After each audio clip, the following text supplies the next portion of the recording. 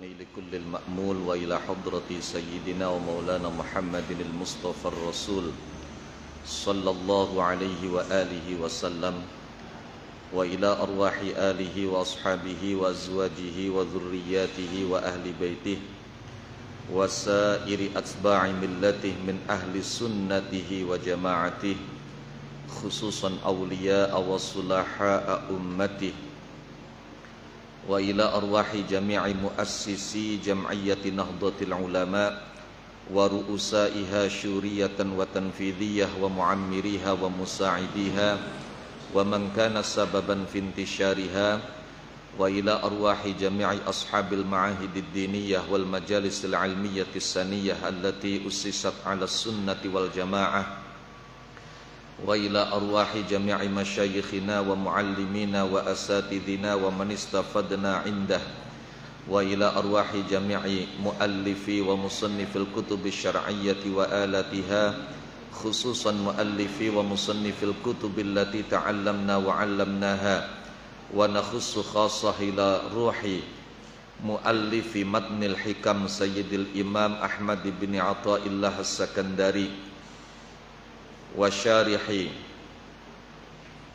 هذا الكتاب سيد الشيخ عبد الله بن حجاز الشرقاوي رحمهما الله تعالى رحمة واسعة ورضي عنهما وعنا وأمدنا بأسرارهما وأفاض علينا من بركاتهما وأنارنا بأنوارهما ونفعنا بهما وبعلومهما وبعلوم مشايخنا وعلوم سائر عباده الصالحين في الدارين آمين وعلى ما نوى به سلفنا الصالح أن الله تعالى يدخل نيتنا في نياتهم الفاتحة.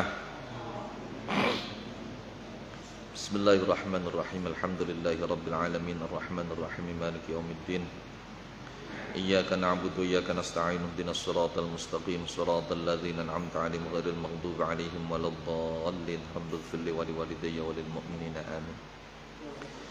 Bismillahirrahmanirrahim. Alhamdulillahi rabbil alamin. Iyyahu na'budu wa iyyahu nasta'in fi umurid dunya waddin.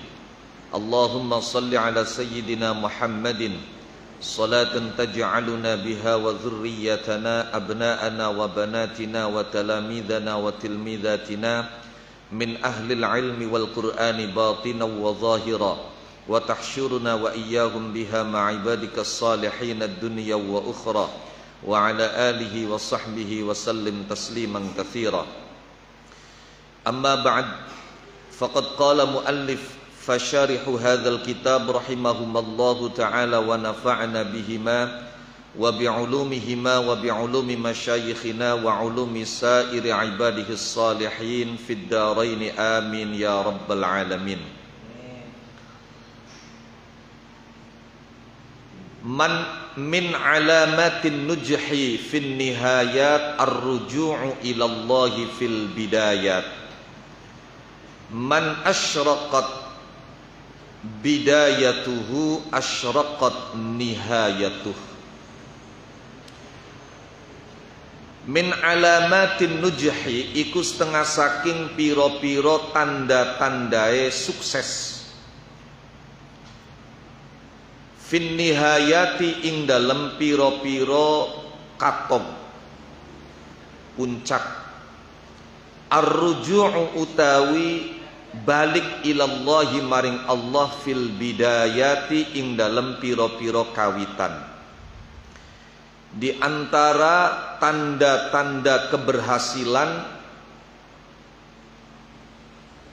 di puncak, di akhir ialah kembali kepada Allah pada permulaan. Atau bisa diterjemahkan bebas, di antara tanda orang yang di akhir akan merasakan hasil alhamdulillah ketika di awal dia melakukan dengan bismillah.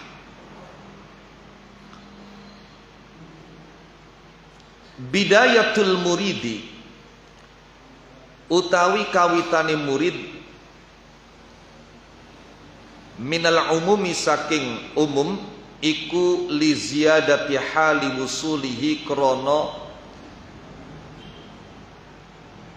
tambahe keadaan wusule murid. Faman mongko utawi sapane wong iku sahaha beneraken sapa man bidayatahu ing kawitane man olehim beneraken birruju'i kelawan balik ilallahi maring Allah wa tawakkulilan pasrah alaihi ing atase Allah, balik pasrah wal isti'anati lan njaluk tulung bihi kelawan Allah, memohon pertolongan agar ayu sila ingin to nekaaken sapa Allahu ing man ilaihi maring Allah. Barang siapa yang meluruskan, membenahi permulaannya dengan kembali kepada Allah, berserah diri kepada Allah, memohon pertolongan Allah agar Allah menyampaikan dirinya sampai ke Allah. La ala a'malihi ora ingatase piro-piro amaliman al maklulati kang dielati, bukan pada perbuatannya, bukan pada amalnya yang dipenuhi dengan berbagai macam virus dan penyakit. Jawabe man najaha mongko sukses sapa man fi nihayatihi ing dalam katoge man.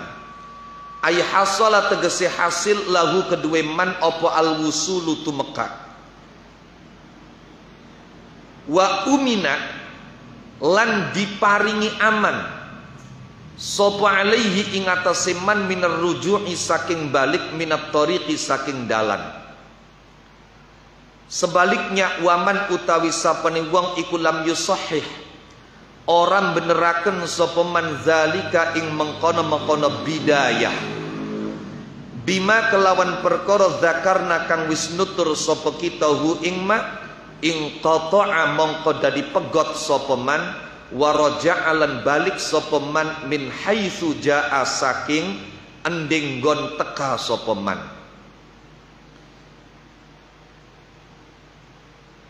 Kala ngandika sapa ba'dul arifina sebagiane pira-pira wong kang ma'rifat billah, man utawi sapane wong iku dzanna nyana sapa man nyana annahu ing setuhune man iku yasilu bisa tumeka sapa man ilallahi maring Allah oleh itu maka bi ghairillahi kelawan liyane Allah kuti'a mongko dipegot sapa bihi kelawan man.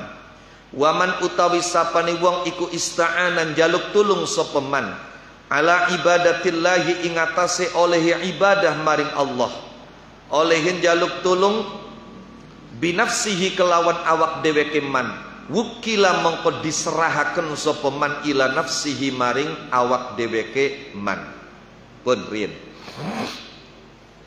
Bismillahirrahmanirrahim. Pada pertemuan minggu yang lalu dijelaskan bahwa apapun yang kita cari selama kita mencarinya dengan Allah maka tidak akan ada hambatan, tidak akan ada kesulitan selama kita mencarinya dengan Allah. Ini menunjukkan betapa pentingnya melangitkan doa dan harapan. Wong iku beli cukup hanya membumikan ikhtiar, tapi juga harus melangitkan doa. Tidak cukup hanya dengan membumikan usaha, tapi harus melangitkan harapan kepada Allah Subhanahu wa ta'ala. Ketika kita melakukan pencarian apapun, memperjuangkan apapun, mengharapkan apapun dengan Allah Subhanahu wa ta'ala, maka kita tidak akan menemukan hambatan dan kesulitan. Bahkan dipastikan ini merupakan tanda dan indikator akan kesuksesan kita di akhir perjalanan. Jadi orang yang mau melibatkan Allah Subhanahu wa ta'ala Orang yang kembali kepada Allah Subhanahu wa ta'ala, berusaha dan berjuang dengan Allah Subhanahu wa ta'ala di awal langkahnya, maka ini merupakan tanda dia akan sukses di penghujung perjalanannya. Min alamatin nujhi fin nihayat ar-ruju' ilallah fil bidayat. Di antara tanda-tanda keberhasilan akhir seseorang ialah ketika di awal dia kembali kepada Allah Subhanahu wa ta'ala.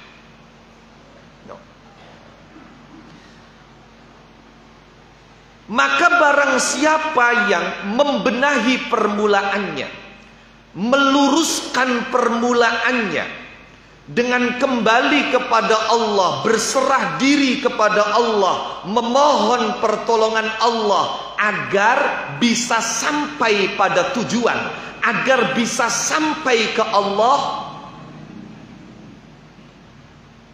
tidak mengandalkan amalnya, tidak mengandalkan perjuangannya, tidak mengandalkan ikhtiarnya.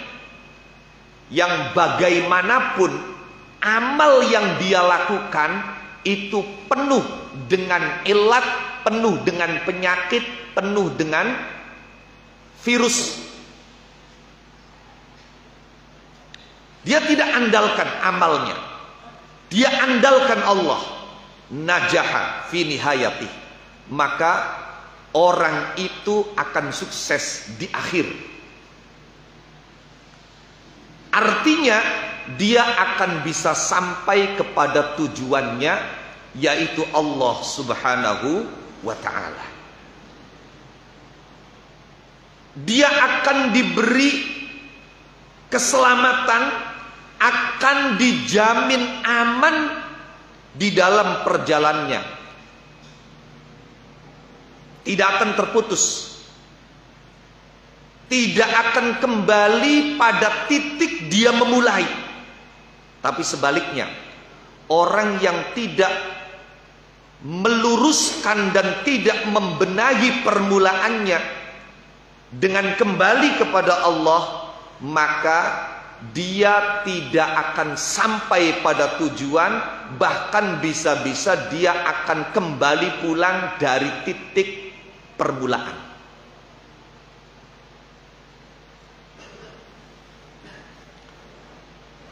Bun, kenen.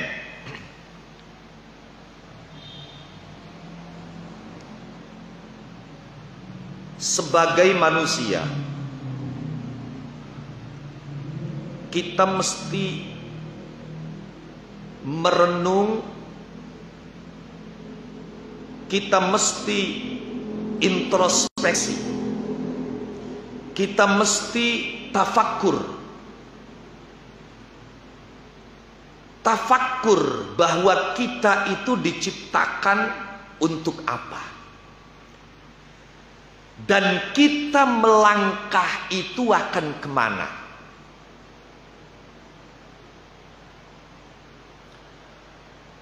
Allah Subhanahu wa ta'ala menjelaskan bahwa kita itu diciptakan untuk beribadah. Kita diciptakan untuk mengenal Allah Subhanahu wa ta'ala, dan kita semua mau tidak mau pasti ujungnya akan kembali kepada Allah Subhanahu wa ta'ala. Inna lillahi wa inna ilaihi raji'un. Kita itu milik Allah dan kita semua pasti kembali kepada Allah.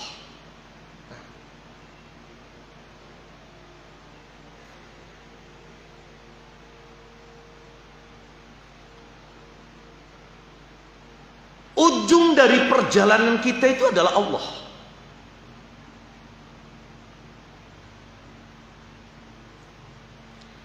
Oleh karenanya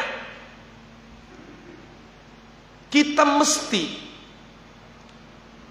melakukan tashihul bidayat. Titik tolak kita itu harus diluruskan dulu, harus dibenahi dulu. Bagaimana cara membenahi titik tolak itu? Yaitu dengan Allah. Bismillah. Orang ketika melangkah dengan bismillah, bukan dengan dirinya, bukan dengan skill dan keterampilannya, bukan dengan kemampuan dan ilmunya, tapi bismillah, maka ini pertanda dia akan berakhir dengan hasil alhamdulillah. Jangan pernah berharap mendapatkan hasil akhir alhamdulillah kalau kita tidak mengawali titik tolak kita dengan bismillah. Hikmah ini menunjukkan betapa pentingnya tahsinul bidayah. Bukan cuma meluruskan dan memperbaiki titik tolak permulaan, tapi memperindah dan mempercantiknya. Sementara ini banyak orang yang beranggapan yang terpenting itu adalah akhir yang baik. Permulaan yang baik itu diabaikan dan dikesampingkan. Wes sing penting husnul khotimah. Sing katakan begitu. Tanpa dia berusaha untuk memperbaiki permulaannya. Padahal apakah mungkin husnul khotimah itu didapat kalau kita tidak berhasil membangun husnul bidayah? Jadi ada dua hal di sini. Ada husnul khotimah, ada husnul bidayah. Ternyata menilik dari pernyataan Sidnal Imam Ibn Athaillah, min alamatin nujhi fin nihayat ar-ruju'u ilallahi fil bidayat, itu beliau ingin menyadarkan kita semua tentang tidak kalah pentingnya husnul bidayah. Jangan hanya berorientasi husnul khotimah, tapi dari sekarang lakukan husnul bidayah. Aja mung pengen akhir sing bagus baik, aja mung pengen akhir sing enak baik, tapi awit sekian perbaiki dan perbagus permulaan kita. Karena akhir itu ditentukan dari permulaan. Jangan cuma mengharapkan akhir yang enak, jangan cuma mengharapkan akhir yang baik tanpa melakukan perbaikan-perbaikan dari titik tolak permulaan ini. Husnul khotimah harus dibangun dengan husnul bidayah. Atau dalam istilah lain, husnul aqibah itu dibangun dengan husnus sabiqah.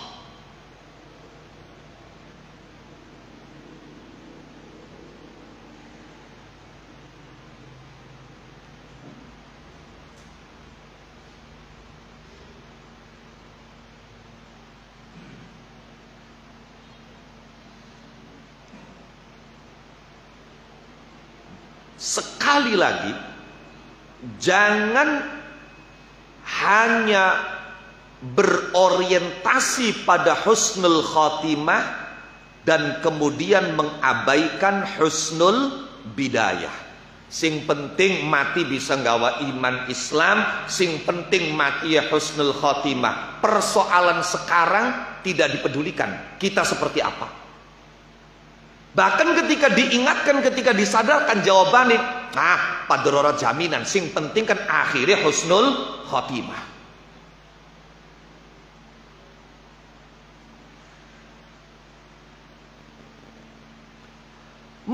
mereka yang mengabaikan husnul bidayah ini bukan tanpa alasan. Namun sebelum kita mengurai tentang syubhat alasan mereka, saya ingin menegaskan apa yang disampaikan oleh para ulama, bahwa yub'atsul mar'u ala ma mata alaih wa mata ala ma 'asha alaih. Ini penting. Uwong iku besok nalikane wis mati bakal diuripaken, bakal dibangkitaken. Akan seperti apa keadaan dia ketika dibangkitkan tergantung dia mati keadaannya bagaimana. Kapan matinya bagus, maka dia dibangkitkan dalam keadaan baik. Ternyata bagaimana seseorang mati itu tergantung bagaimana dia hidup. Ketika dia hidup baik, maka dia mati dalam keadaan baik. Bangkit dari kematian tergantung keadaan mati. Mati tergantung keadaan hidup. Makanya wonten cerita ana wong nalikane arepan mati, bahasa kitabnya Muhtadar.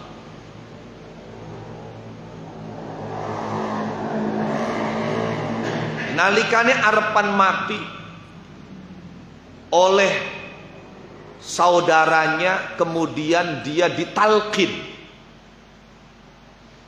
Talqin niku ana werna loro. Ana talqin menjelang kematian, ana talqin setelah kematian. Talqin menjelang kematian itu disepakati oleh semua ulama.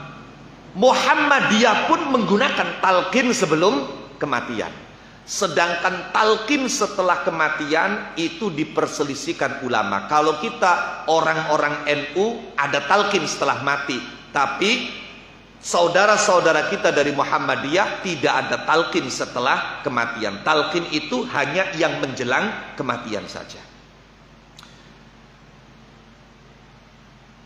Talqinnya yaitu bukan seperti talqin setelah kematian, sing disebut arane dibina kening emboke. Jadi kapan talqin iku bine ning mboke, dudu ning bapane, ning emboke. Bahkan ning kitab I'anatul Talibin dijelaskan, seandainya mayit ini tidak diketahui ibunya siapa, maka dibinkan ke Hawa, ke ibu Hawa. Jadi kapan talqin dibinaken ning ibu pada karo wong emat. Kematiku kapan pengen mandi, wong lanang pengen ngemat wong wadon, nah iku bine ning ngemboke aja ning bapane. Bahkan ning bapane masa mandia. No, ning bapane masa mandia. Kenapa? Karena ketika dibinkan kepada ibunya, dibintikan kepada ibunya, itu akurasinya 100%. Tapi kalau dibintikan ke bapaknya, itu akurasinya tidak bisa sampai 100%. Tapi kapan ngeboke 100% akurasinya. Pasti itu anak ibunya itu pasti. Tapi kalau itu adalah darah daging bapaknya, itu belum pasti.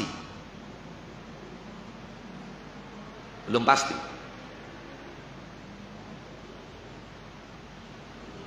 Lah, demikian pula talqin. Talqin setelah kematian itu mayitnya dibinkan ke ibunya. Bahkan sampai ketika tidak diketahui ibunya, maka ke ibu Hawa. Diintisabkan ke ibu Hawa. Oke. Itu kan disebut namanya, kemudian diterangkan, dijelaskan bahwa kamu sudah berada di alam barzakh, yaitu alam yang berada di tengah-tengah antara alam dunia dan akhirat. Dijelaskan bahwa kamu sebentar lagi akan didatangi oleh dua malaikat yang disebut mungkar, nakir. Jangan takut, jangan gemeter, jangan panik. Karena keduanya sama-sama makhluk Allah Subhanahu wa ta'ala. Ari nalkin mayit diwarai kon aja wedi, tapi ngaji pasaran mingguan golongane wong ka diwedeni kabeh sampai diwedi to malaikat mungkar nakir ku mate segenjring-genjring. Iya, gadahe lamun kanggo ngantem gunung jaran langsung hancur. Matai menyala-nyala. Ari bakal ngaji mingguan diweden-wedeni mungkar nakir, bakal wis mati muni kongkon aja wedi. Ya ampun. Pegawainya lebih mau.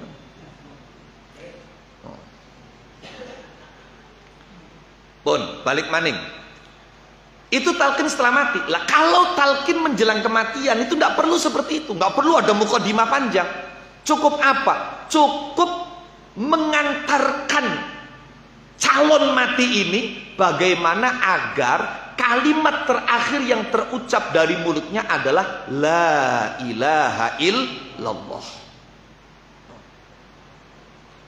Seandainya orang yang akan meninggal dunia sudah bisa mengucapkan la ilaha illallah, kata para ulama jangan diulang, sudah cukup sekali saja. Pokoknya sing penting kira-kira ucapan terakhir kang metu seng cangkem la ilaha illallah laka ucapan sejen. Sebab apa? Sebab jare Kanjeng Nabi, man kana akhiru kalamihi la ilaha illallah dakhalal jannah. Barang siapa yang akhir ucapannya menjelang mati la ilaha illallah, dijamin manjing surga. Dijamin manjing surga. Lah kecuali setelah mengucapkan la ilaha illallah kemudian dari mulutnya keluar perkataan lain. Misalnya kita pengen minum pisan, maka talqin ini perlu diulang. Pokoknya bagaimana agar kalimat terakhir yang terucap adalah la ilaha illallah. Pun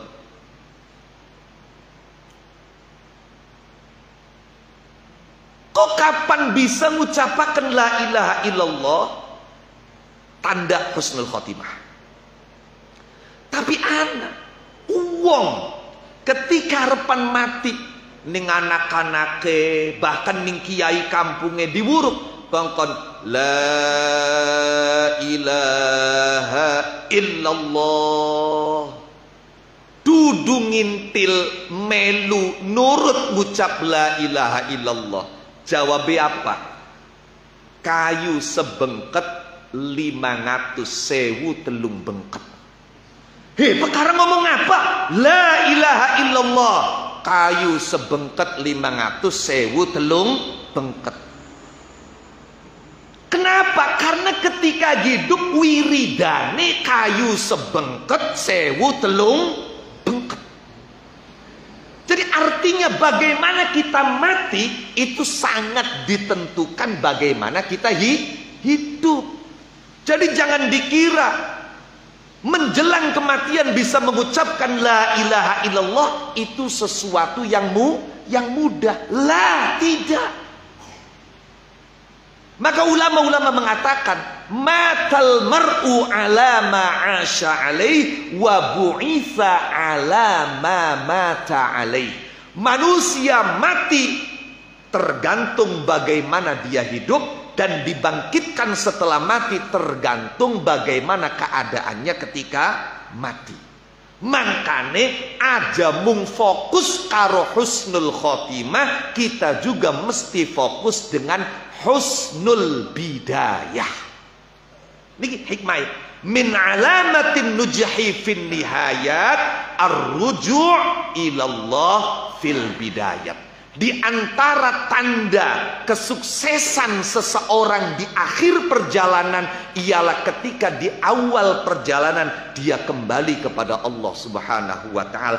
Tanda wong akhire bakal oli seneng alhamdulillah kapan awale gelem ngawiti karo bismillah.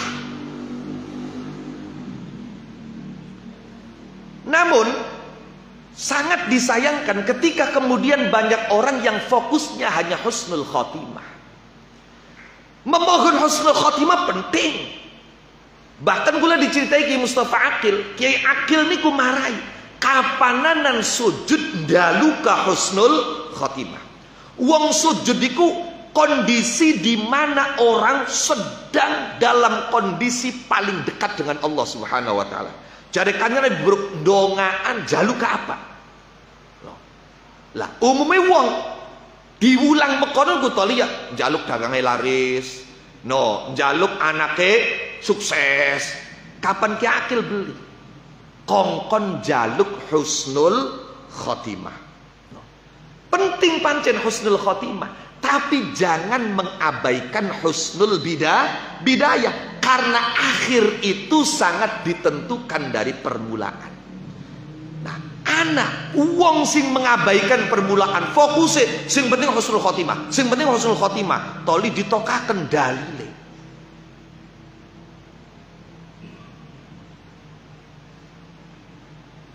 Dalilin hadis arba'in kah?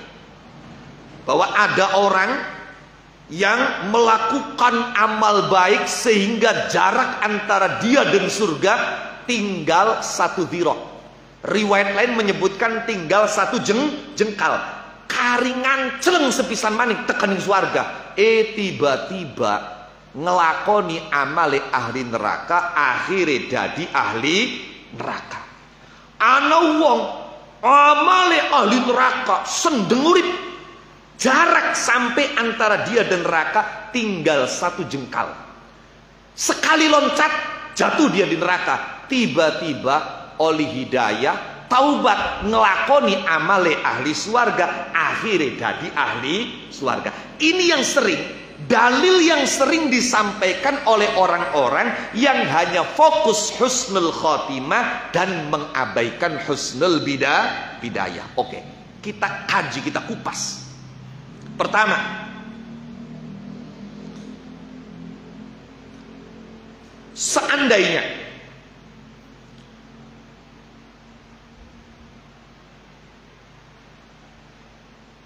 permulaan yang baik itu tidak punya arti, tidak penting, tidak menentukan, tentu kita tidak akan menemukan ayat-ayat di dalam Al-Quran di mana Allah Subhanahu wa ta'ala menyatakan, di mana Allah Subhanahu wa ta'ala menegaskan tidak akan menyia-nyiakan kebaikan yang dilakukan.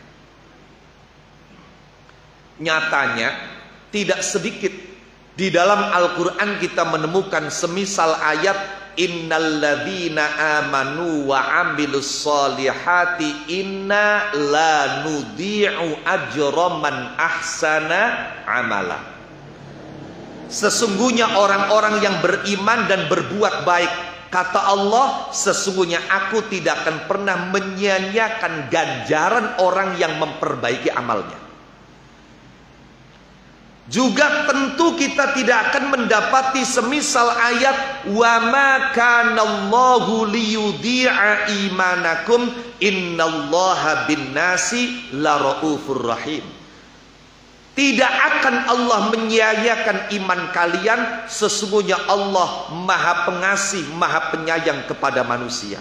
Tentu kita tidak akan menemukan ayat fastajaba lahum rabbuhum anni la udhi'u amala amilin minkum min dzakarin aw unsa ba'dukum min ba'd. Maka Tuhan mereka mengabulkan mereka. Sesungguhnya tidak aku sia-siakan amal orang yang beramal dari kalian, baik dari laki-laki maupun perempuan.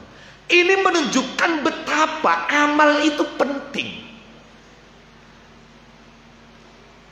Betapa kebaikan itu penting untuk dibangun. Jangan hanya fokus pada husnul khotimah. Kok kapan awali wis membangun amal soleh, ini dijanjikan oleh Allah tidak akan disia-siakan. Lantas bagaimana dengan hadis tadi? Nah, kalau kita berbicara hadis, mari dilakukan al-bahthu wa taftish. Diteliti, iyakah Kanjeng Nabi mengatakan itu dengan satu-satunya redaksi? seperti yang ditulis diantaranya di dalam kitab Al-Arba'in An-Nawawiyah, ataukah ditemukan banyak redaksi, ditemukan redaksi yang lain? Ternyata Masya Allah, hadis yang menceritakan tentang adanya orang yang sedikit lagi, selangkah lagi akan masuk surga, akhirnya masuk neraka. Yang sebentar lagi akan masuk neraka, malah masuk surga. Itu riwayatnya tidak tunggal. Di antaranya ada diriwayatkan oleh Imam Muslim dalam kitab sahihnya dengan menggunakan redaksi, innar rajula la ya'malu amala ahlil jannati fima yabdu linnas wa huwa min ahlin nar, wa innar rajula la ya'malu amala ahlin nar fima yabdu linnas wa huwa min ahlil jannah. Sesungguhnya seorang laki-laki melakukan amalan-amalan ahli surga fima yabdu linnas, yang tampak di mata manusia, wa huwa min ahlin nar, ternyata laki-laki itu ahli neraka. Dan sesungguhnya laki-laki, ada laki-laki yang beramal dengan amal ahli neraka, fima yabdulin nas, yang tampak kelihatan di mata manusia, ternyata dia ahli surga. Perhatikan, ada kalimat fima yabdu linnas, yang tampak di mata manusia. No. Dalam kajian ilmu usul fikih, ketika ada nas, yang satu mutlak, yang satu muqayyad, yang satu am, yang satu khas, maka cara memaknai yang umum itu dengan yang khusus. Cara memaknai yang mutlak itu dengan yang ada qayyid. Jadi kalau di dalam riwayat lain tidak ada kalimat fima yabdulin nas, tapi ternyata ditemukan riwayat Imam Muslim ada kalimat fima yabdulin nas, maka dalam memaknai yang tidak ada fima yabdulin nasnya harus dengan yang ada kalimat fima yabdulin nas. Tidak bisa diabaikan. Jadi maknanya priben, maknanya mekenen. Ana wong katone amale bagus. Katone lho, ngono lho. Jadi tidak mutlak ada orang berbuat baik kemudian sebentar lagi masuk surga malah jadi ahli neraka. Tidak, kurang lengkap. Harus ada, harus dilengkapi. Ana wong katone nglakoni amal ahli surga. Katone salati rajin. Bukan cuma wajibnya saja, sunnahnya. Puasai rajin, dudu mengwajibe baik, sunnah. Masya Allah, jam'iyahane rajin. No, sedekahane rajin, nganakaken santunane rajin. Ini kan semua adalah amal ahlil jannah. Amalnya ahli swarga. Fima yabdulin nas. Katone. Tapi kemudian dia ternyata ahli neraka. Kenapa? Ternyata ketika dia melakukan amal-amal yang kelihatan baik itu, dalam hatinya tidak ada ikhlas, tidak ada ketulusan. Dalam hatinya merasa dia yang paling hebat. Dalam hatinya ujub, dalam hatinya takabur, dalam hatinya ada maksud dan tujuan sum'ah, ingin dipuji oleh orang, ingin pamer kepada orang. Sama sekali tidak ada Allah dalam hatinya. Katon ibu bagus.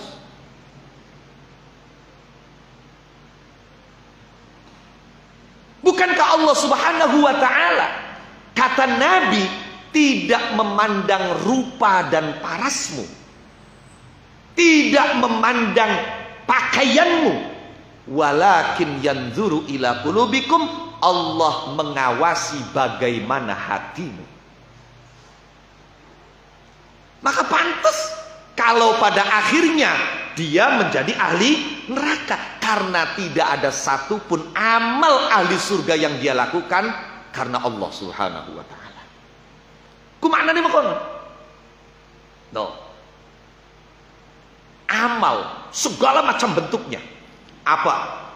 Salate wajib sunnah berjamaah, wiridan, zikiran, jam'iyah, maca Quran, sedekah, zakat, nulung wong, bantu wong, nyantuni bocah yatim, nyantuni janda, nyantuni jompo.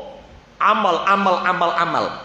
Itu dalam pandangan ulama-ulama sufi itu adalah, kalau diibaratkan angka, itu adalah 0, 0, 0, 0 semua. Salat kita 0, puasa kita 0, sodako kita 0, zakat kita 0, haji kita 0, umroh kita 0.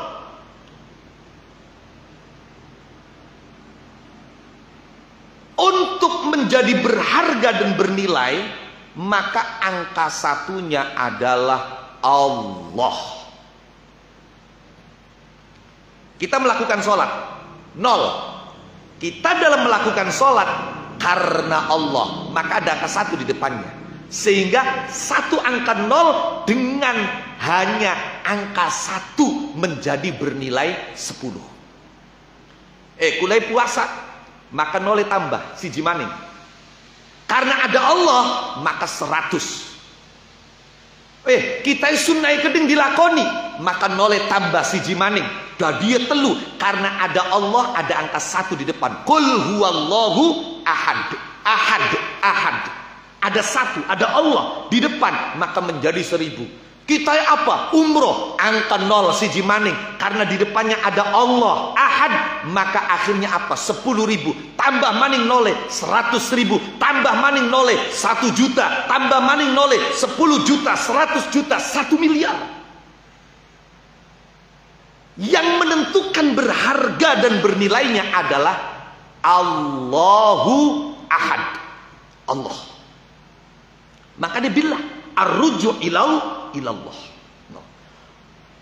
Berapapun banyaknya angka 0, berapapun banyaknya angka 0, katakanlah jejer 100 angka 0, nggak ada nilainya kalau di depannya tidak ada angka 1, tidak ada angka 2, tidak ada angka 3. 0 itu tidak bernilai. Loh. Maka angka 1 itu adalah ikhlas. Nanti bernilai 2 apabila di samping ikhlas misalnya apa? Kita tabarri minal hauli wal quwwah, sidik. Ditambah maning menjadi 3 miliar. Kenapa? Karena kita tidak merasa beramal, semua itu Allah. Ning jero anak ikhlas, anak tawadhu, anak khudu, anak hudur. Ini yang membuat 0 itu akhirnya berharga. Makanya aja kaget. Anak wong katone ngelakoni amal ahli swarga, tapi kemudian dia ahli neraka. Ternyata dia ahli neraka. Kenapa? Karena amal bagus sih mung katone baik. Fima yabdu linnas. No. Sewalike anak wong katone amale amal ahli neraka. Masya Allah, ya mabok, ya doyan judi, ya solati dog celung. Kadang-kadang kapan lagi eling, setahun sepisan bakar raya kecil baik. Semono bakar eling. No, katone. Tapi ternyata pada akhirnya apa? Pada akhirnya dia bisa mendapatkan husnul khotimah. Pada ujungnya dia menjadi ahli surga. Kenapa? Karena dia kembali kepada Allah Subhanahu wa ta'ala. Priben ya. Sapa werdu. Ternyata wong mau setiap kali bakat tes ngelakoni maksiat, njerit atiye, nangis matae, Masya Allah, merasa bahwa dirinya itu tidak ada harganya, dirinya itu sangat kecil, sangat hina.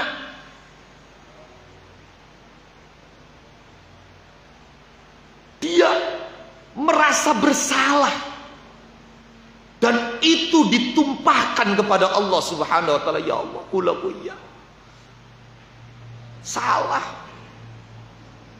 Kula ku blilokan anu terus.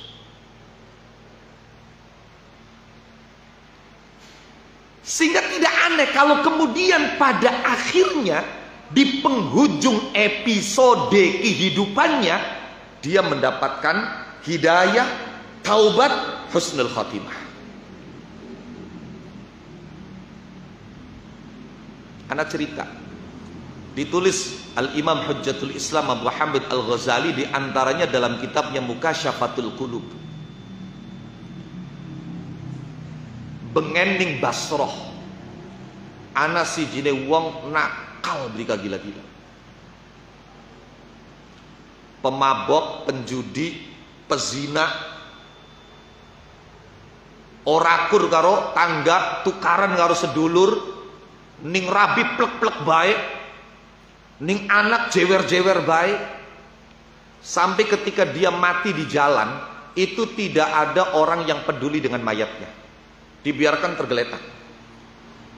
Lah kampung itu ada di kaki gunung, di atas gunung itu ada kabir min kibari auliyaillah, ana wali gede sing wali mau orang mesti setahun sepisan turun gunung, tapi beliau masyhur keramate luar biasa. Kabeh wong mulai rakyat sampai pejabat pada njaluk dongak, pada ngalap berkah. Beli mesti setahun sepisan turun gunung. Ketika wong mau mati, wali mau turun gunung. Pas turun gunung papasan karo wong disapa, arep mendhe Mbah Wali, ika arep penyembayangi wong mati. Ika arep penyembayangi wong mati. Wong mati sing laka siji wong peduli pengen nyolati. Masya Allah. Bahkan untuk memandikan jenazahnya, untuk mengkafaninya saja, itu istrinya harus bayar orang. Karena tidak ada yang peduli. Wong matinya ning dalan, ning perapatan, iku kanggo gotong jenazah, ngedusi, ngulesi, lan gawa ning musala, iku kudu bayar wong. Lah karena wali mau mudun muni arep nyolati, ya santriye, ya muride, ya tanggae, ya jamaah pada ngintil kabeh. Bareng tekan ngesor berita bahwa wali ini akan menyolati jenazah, itu tersebar. Akhirnya tangga desa, tangga kecamatan pada teka kabeh. Puluhan ribu orang datang ke situ. Ternyata jenazah sing arepen disolati adalah jenazah yang selama ini terkenal jahat. Rajulun fajir, laki-laki lapsut. Tapi yang wali nyolati ya wis ngintil apa jari Mbah Wali bae. Mong bae peragat nyolati, pertanyaan itu tidak kuat dibendung. Akhirnya takon, Mbah Wali punten sampean ku apa sih? Beli weru takin ki mayit iki tukang mabok, tukang ini, tukang itu, lah kok sampean kedereng-dereng mudun nyolati, sampean diaturi nyolati bega. Durung tentu gelem. Kin ki tukang mabok, kin ki tukang zina, kin ki tukang judi, tukang tukaran karo tangga. Yambo loh cari wali. Yang kita lagi wiridan, tiba-tiba kita krungu ana suara ngomong, ya Muhammad. Jadi wali arane Syekh Muhammad. Ya Muhammad, inzil min alal jabal. Muduna sing dhuwur gunung. Ana jenazah sing ora dipeduliaken, ana jenazah sing ora disolati. Padahal jenazah mau wis tek pangapura dosae ning isun. Salatan ning sirah. Jadi saya hanya mendapatkan perintah untuk menyolati jenazah ini, dan jenazah ini dalam suara yang datang ke telinga saya itu sudah mendapatkan pengampunan dari Allah Subhanahu wa taala. Oleh karenanya kata wali itu, ayo bareng karo isun cak takziah marek ning rabine takon. Kita duwe keyakinan bocah mau bagian muni katone brengsek, duwe amalan rahasia antara dia dengan Allah Subhanahu wa taala. Ki mangkane di antara ajarane pangapunten ulama-ulama gede, wong tua-tua sepuh kang titis. Niku seringkali ngajaraken sira kudu duwe lakon kang rahasia mung antarane sira karo Gusti Allah. Kudu ana siji bajakake lakon yang kalau bisa istri kita, suami kita, anak kita pun tidak tahu. Hanya rahasia antara saya dan Allah. Itu luar biasa nanti. Akhirnya takon di parking yang rabi ini. Cari rabi ini. Huwa kama araftum. Suami saya seperti yang kalian tahu. Dia pemabok, dia pejudi, dia... Enggak, kata walinya, coba kau ingat-ingat betul. Mungkin ada sesuatu yang dianggap orang tidak ada nilainya, tidak berharga, tapi itu ternyata kebaikan yang luar biasa. Akhirnya apa? Disebutkan oleh istrinya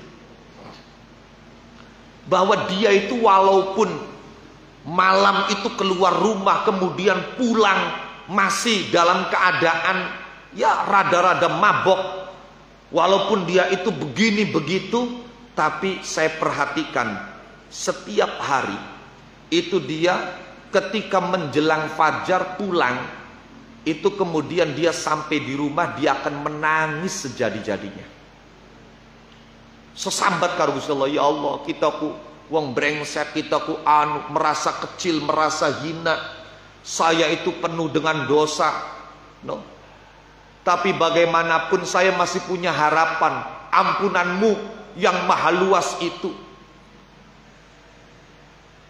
Jadi setiap kali dia pulang setelah melakukan dosa, dia pasti bertaubat, istighfar, menyesal, menangis, bersimpuh di hadapan Allah.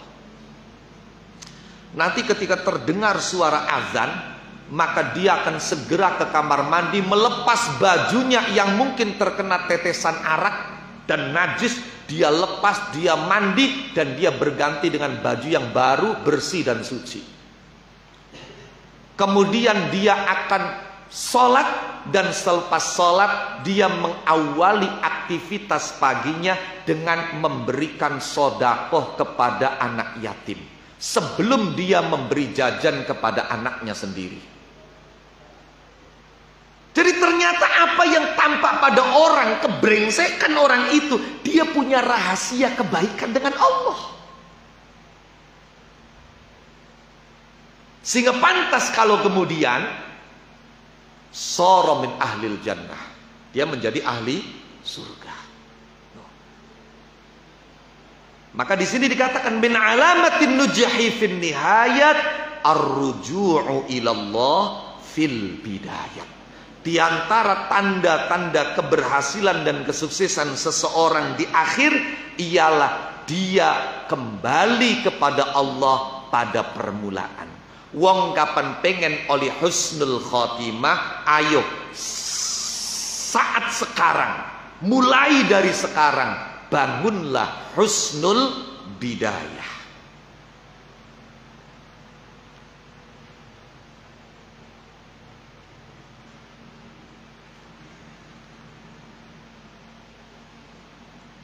Qala ba'dul arifin, man zanna annahu yasilu ila Allah bighairillah quti'a bih, wa man ista'ana ala ibadatillahi bi nafsihi wukila ila nafsi. Sebagian arifin billah mengatakan, barang siapa yang menyangka bahwa dia bisa sampai ke Allah dengan selain Allah, maka dia pasti terputus. Terputus di tengah perjalanan, tidak akan bisa sampai. Dan barang siapa yang beribadah kepada Allah, memohon pertolongan dengan dirinya, bukan memohon pertolongan kepada Allah, maka dia akan dibiarkan oleh Allah, akan diserahkan urusannya oleh Allah pada dirinya. Tidak akan urusannya diurusi oleh Allah.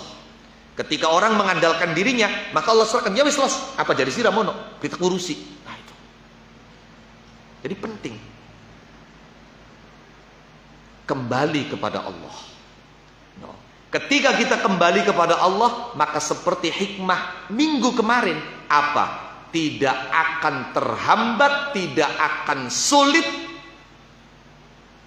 apapun yang kita cari, selama kita mencarinya dengan Allah. Billah, billah. Man utawi summa qala mongko keri-keringan dika sapa Imam Ibn Athaillah, man utawi sapane wong iku asyraqat mencorong apa bidayatuhu kawitane man, gambare mencorong bi an'ammara kelawan nyentok makmuraken ngerameaken makmuraken sapa man auqatahu ing pira-pira waktune man, dimakmurkan diramaikan bi anwa'it taati kelawan pira-pira maceme pira-pira taat wal auradilan pira-pira wirid wasabarolan netepi ajeg sapa man wasabarolan netepi ajeg sapa man ala dzalika ing atase mengkono-mengkono ammaro auqatahu bi anwa'it taati wal aurad kullal musabarati kelawan sak temene netepi ajeg. Jawab man asyraqat mongko mencorong apa nihayatuhu pungkasane man, mencoronge bi ifadatil anwari kelawan diluberakne pira-pira nur wal ma'arifi lan pira-pira ma'rifat alaihi ngatasi man wa zawali kuduratin nafsilan ilange pira-pira buteke nafsu alhailati kang ngaling-ngalingi bainahu ing dalam antarane man wa baina maulahu lan ing dalam antarane bendarane man ala wajhin ing atase dalan atamma kang luwih sempurna wa aksuhu utawi suwalike man asyraqat bidayatu iku bi aksihi kelawan suwalike asyraqat nihayatuh. Faman mangka utawi sapane wong iku kana ana sapa man aniku qalilal ijtihadi wong kang kidik nemen-nemenane sungguh-sungguhe fi bidayatihi ing dalam kawitane man lam yahsul mangka ora hasil lahu kedue man apa isyraqun mencorong fi nihayatihi ing dalam pungkasane man.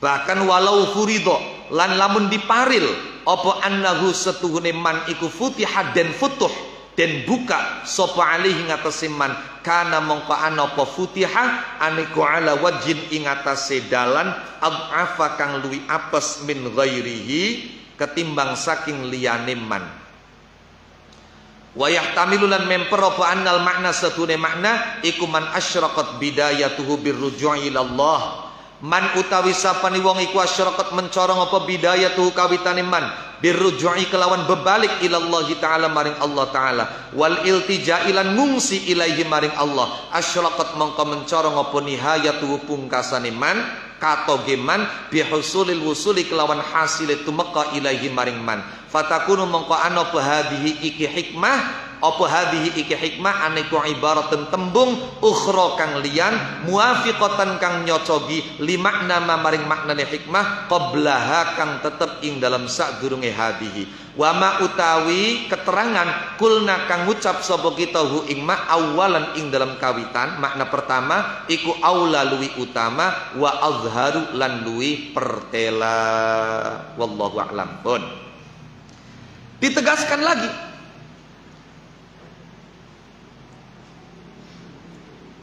mengenai tentang min alamatin nujhi fil nihayat ar-ruju' ila Allah fil bidayah. Ditegaskan lagi oleh Imam Ibn Athaillah sebab man asyraqat bidayatuhu asyraqat nihayatuh. Barang siapa yang permulaannya titik awalnya itu berkilau bersinar baik mencengangkan dahsyat asyraqat nihayatu maka akhir orang itu pun akan berkilau. Ini sekali lagi bahwa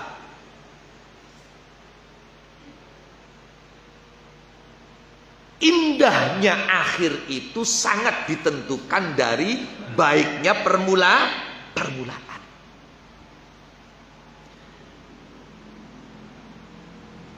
Man asyraqat bidayatu asyraqat nihayatu. Barang siapa yang permulaannya berkilau, bersinar dengan apa?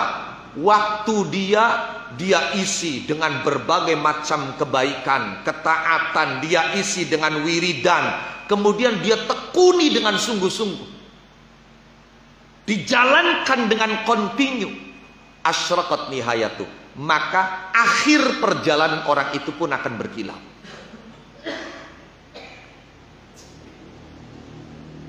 Dia akan mendapatkan limpahan anwar rabbaniyah, ma'arif ilahiyah, ulum laduniyah. Akan hilang kekeruhan-kekeruhan nafsu yang menghambat antara dia dengan Allah. Dan sebaliknya, barang siapa yang permulaannya gelap, ya tentu ujung akhirnya akan gelap. Ini gini.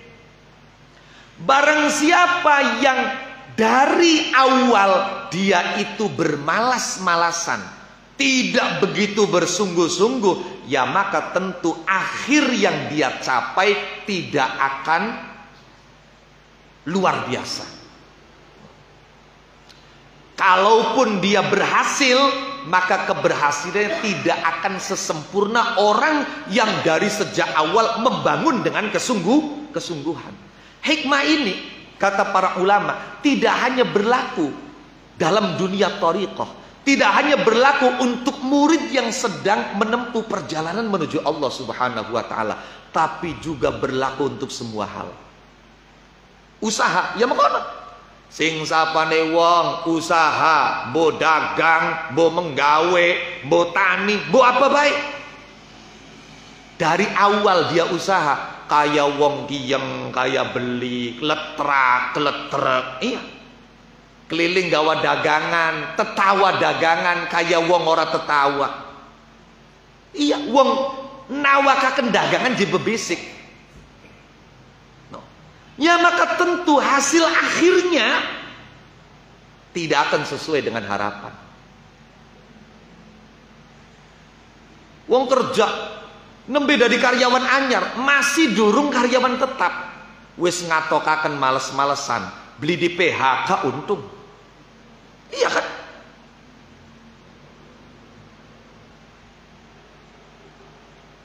Rumah tangga misalnya, ana wong nembe dadi rabine, wah masya Allah, langsung ngatokaken sifat asliye. Coba, apa yang terjadi?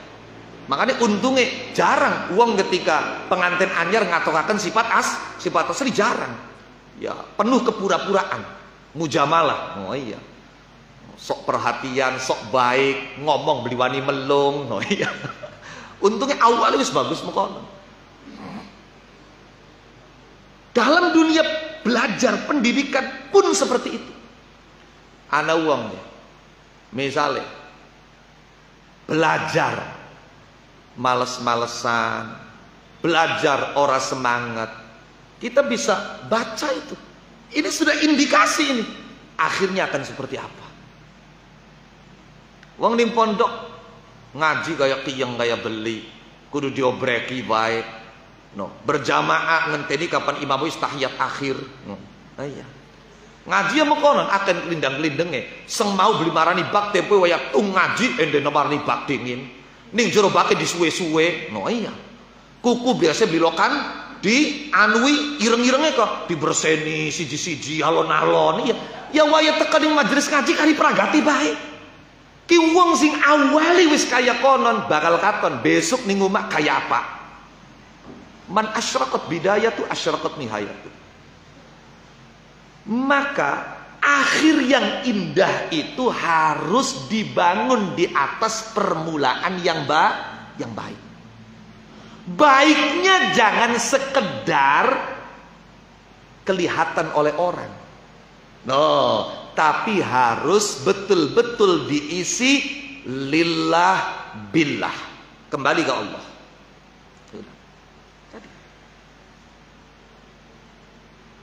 Intinya apa intinya? Yaitu maksimal dalam membumikan ikhtiar, tapi juga betul-betul sangat menggantungkan dalam hal melangitkan harapan dan doa. Kalau dua ini betul-betul dilakukan, maka indikator, tanda, alamat insya Allah akan merengkuh dan menggapai akhir yang menyenangkan, akhir yang indah, akhir yang berkilau, ketika dari titik awal kita sudah melakukan hal-hal yang luar biasa, hal-hal yang berkilau. Ada anak wong kepengen usul karo Gusti Allah, ya harus mujahadah, harus riyadhah. No. Man asyraqat bidayah tuh engko nembe bisa wasil ilallah subhanahu wa ta'ala. Tapi semono diingatkan bahwa semuanya jangan mengandalkan diri, jangan mengandalkan ilmu, jangan mengandalkan keterampilan dan skill, semuanya mengandalkan Allah subhanahu wa ta'ala. Maka kita tidak akan menemukan hambatan dan kesulitan selama menempuh perjalanan untuk menggapai apa yang kita cari itu, apapun yang kita cari. Naqifuna wallahu a'lam bishawab. Al-Fatihah. Bismillahirrahmanirrahim.